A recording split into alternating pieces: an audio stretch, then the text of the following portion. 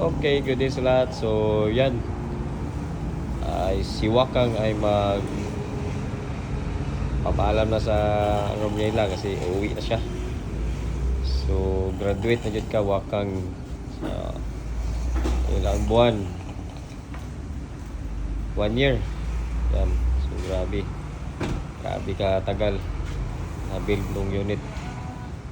So, ay ma-happy naman na ganito yung itsura niya.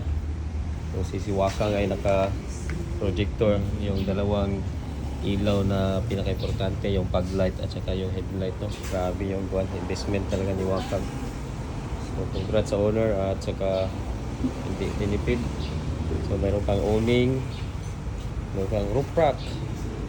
So, yung roof rack niya, ganyan. Naka-fender, naka-lift up, all-terrain mugs, all-terrain tire, mugs, naka-bumper. Grabe. So, yung yan, window trim. Yan, window trim.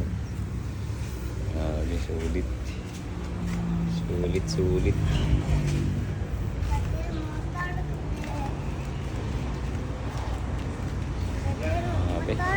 Congrats. Wait lang.